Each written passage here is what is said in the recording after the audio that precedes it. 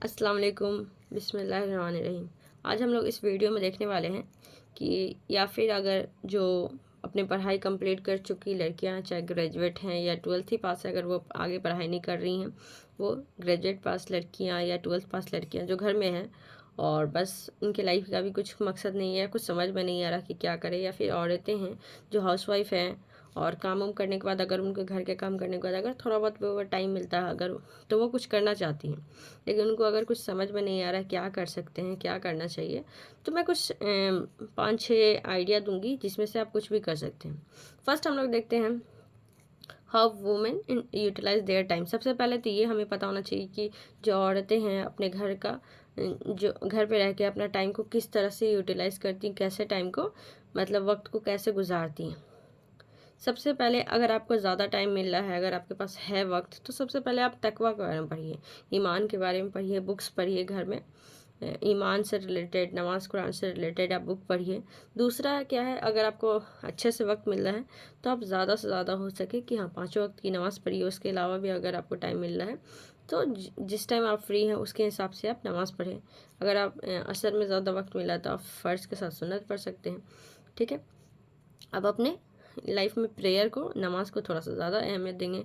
उसके अलावा तकवा पे भी बुक्स पढ़ेंगे, नमाज के से रिलेटेड बुक पढ़ेंगे।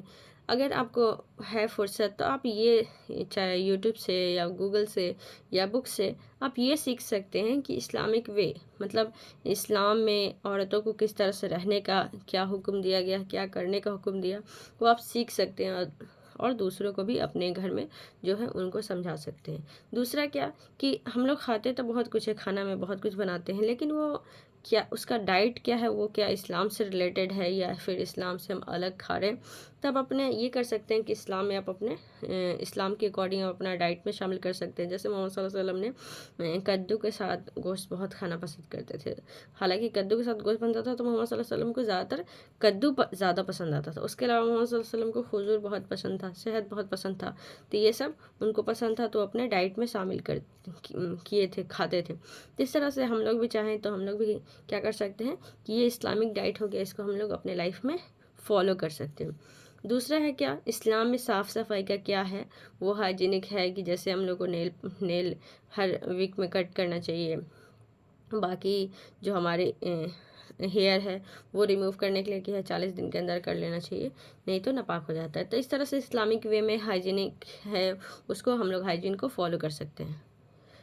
और दूसरी बात क्या कि जो घर में रहती हैं लड़कियां, बाहर जाती हैं, तो अगर अभी तक वो हिजाब नहीं फॉलो कर दी हैं तो अपने लाइफ में क्या कर सकती, थोड़ा सा हिजाब के बारे में वो पहले खुद पढ़ें कि हाँ हिजाब करना क्यों है, क्यों करती है मुस्लिम गर्ल्स और या वुमेन। तो आप सीख सकती हैं, कि जान सकती हैं, इंफॉर्मेशन ले सकती हैं गूगल से, यूट्यूब से, या फिर आपके घर में अगर बुक्स है तो उससे हिजाब से रिलेटेड आप इंफॉर्मेशन ले सकती हैं। और इंशाल्लाह आप इंफॉर्मेशन लेंगी तो आपको भी लगेगा कि हाँ मुझे हिजाब करना चाहिए, तो इंशाल्लाह आप हिजाब कर सकती हैं।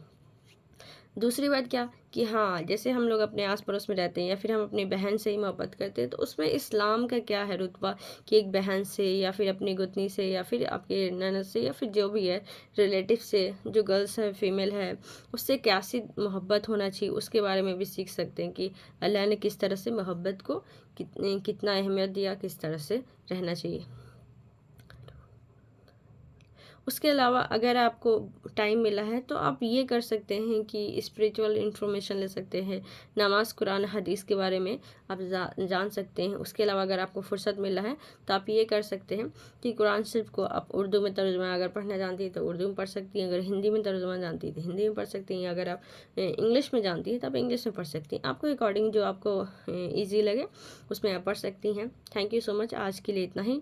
अगर वीडियो पसंद आता हो तो अपना लाइक कीजिए, दोस्तों के बीच शेयर कीजिए एंड कमेंट कीजिए। नेक्स्ट वीडियो अगर आप लोग किसी खास टॉपिक पे अगर चाहते हैं तो मैं बना दूंगी, बशर्ते कि आप लोग ज़्यादा से ज़्यादा कमेंट करें। आज जो कमेंट सबसे ज़्यादा होगा मैं कोशिश करूँगी कि उसी पे वीडियो बनाने के लिए। तो मिलते हैं एक नेक्स्ट वीडियो में। अस्सलाम वालेकुम।